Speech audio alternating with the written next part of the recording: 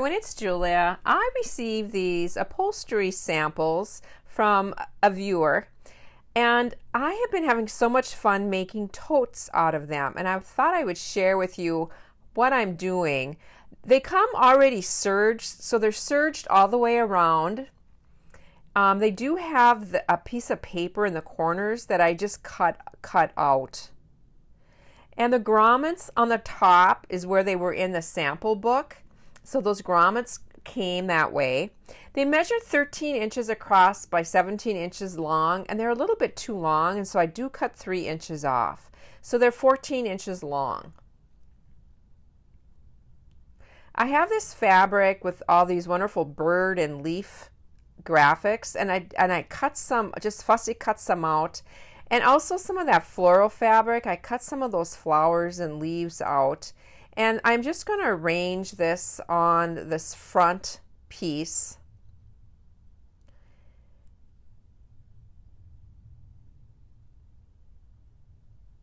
Just moving it down just a little bit here. And then I'm going to take my white school glue and I'm going to glue these into place. I do not have a paperback adhesive at all on the back of this. I did just fussy cut these out of the fabric without the paperback adhesive, and so I'm just adding that glue on the back, just a few dots just around the edges. School glue is wonderful because it will completely wash out if you get it someplace you don't want it. I want to add a big patch pocket on the back, and I cut this piece 14 inches long by 13 inches across, and I'm just turning under a ½ inch all the way around and just giving that a press. I want to make a comment that I do have my wool pressing mat. I'm not ironing on my cutting mat. I do have my wool mat underneath this. I've had a few questions about that. It's like, no, you don't want to iron on your pressing mat. I rolled that top down twice. I want that top to be finished off. I want to add a couple embellishments to this. I'm going to add one flower that's just peeking out of that pocket.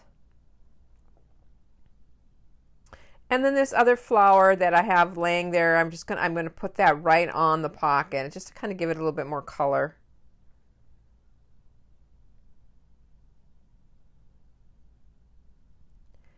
And then back to my glue and just going to again just add a couple of dots around the edges. To speed up the glue time, you can just press this, and that's going to make that glue dry really quickly. You don't want it wet when you go to the sewing machine because it will gum up your needle. And I'm going to be taking this and just doing a free motion stitch around each of these pieces.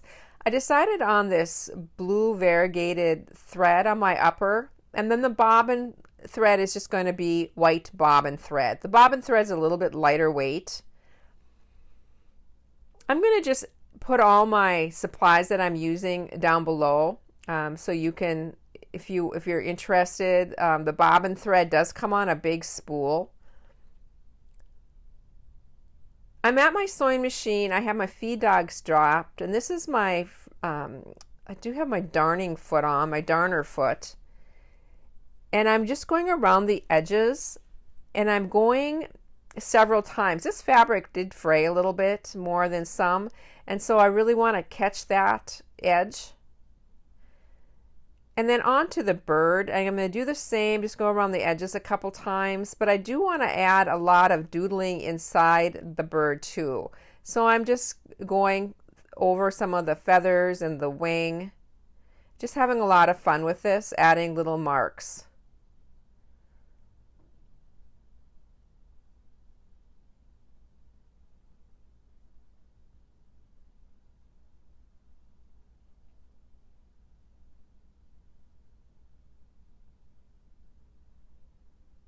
This is going to be an unlined tote. The upholstery fabric has a wonderful weight to it. And to this little flower, I'm really doodling and adding a lot of marks on the petals and going around the center, and then also to these leaves.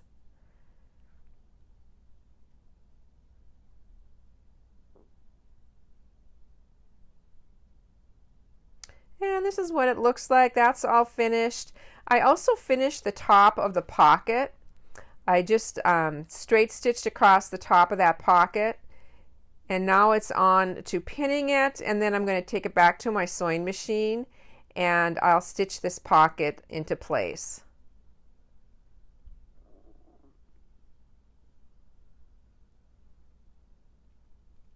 I'm going to go back and forth several times on the top of this pocket because that will be a stress point. And then also I'm going to add a facing to the top of this on the inside, and the Velcro is going to go there. And so for this facing, I'm just going to create these fabric tubes. So I'm going to have the right sides together, and I'm just going to stitch 1/4 of an inch, just forming a fabric tube. Back to my sewing machine, and I'm just sewing that pocket, going back and forth several times at the beginning and then at the end as well, staying kind of close to the edge.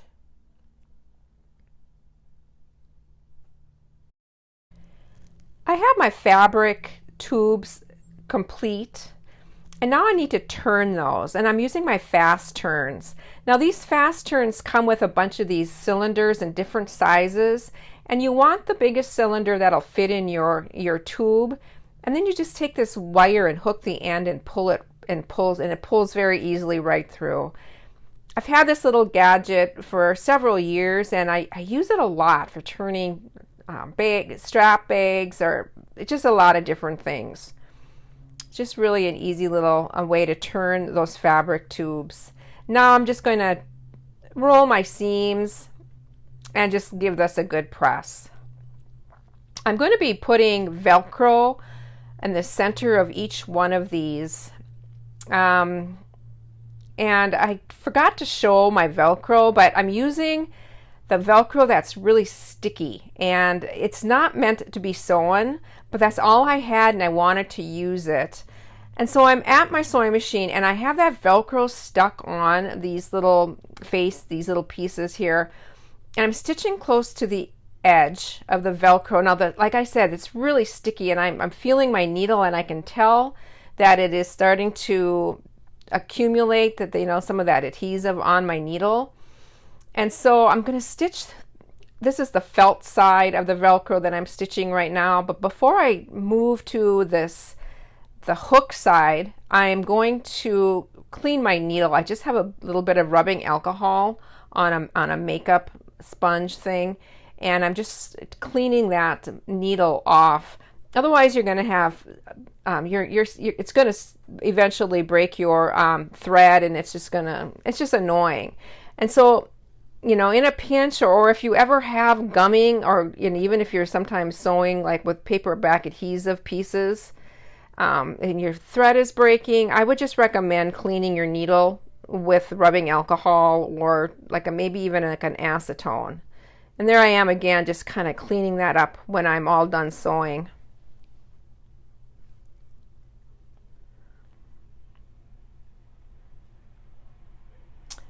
Now these are ready to be sewn into place. I'm just going to use my clips and clip them.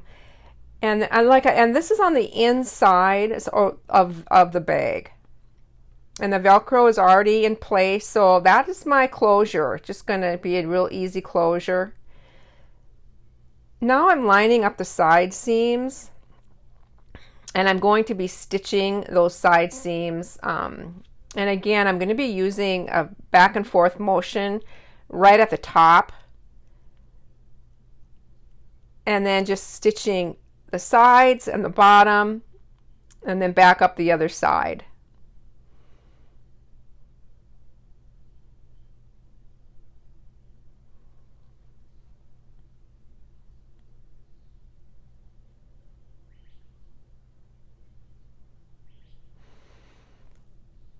And to my sewing machine I go, and you'll see me here. I'm going to be going back and forth several times on that top.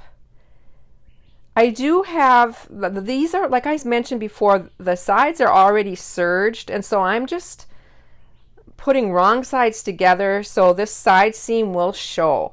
And I'm stitching close to the edge, about 1/4 of an inch away. The bottom still has that paper in the seam, but that will be cut off when I box the corners. Now that part's all done, and it's just coming together so easy. But I do want to box the corners, and so I'm just squeezing the corners and getting the bottom seam and the side seam to meet. And then I'm going to stitch across this. I do like to mark that just to make sure I'm stitching straight. I measured 2 inches up and marked it, putting a couple clips in, and then we'll sew across this. So the seam, I don't open my seam when I do this. I do just put it into one direction. I did sew twice, 2 parallel lines, and then I'm just cutting that off.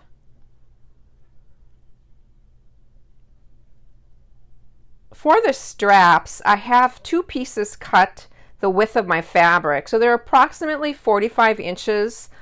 And then about 4.5 inches wide, and I'm going to fold these and again just create a fabric tube, and then using a really big cylinder for my fast turns and just grabbing that little with that wire. That wire has like a I don't know, a curlicue on the end, so it's easy to grab, and just pulling that through. Now I'm leaving the selvage edges on this, and I'm going to just leave that as my, part of the design for the straps. So both ends have a selvage.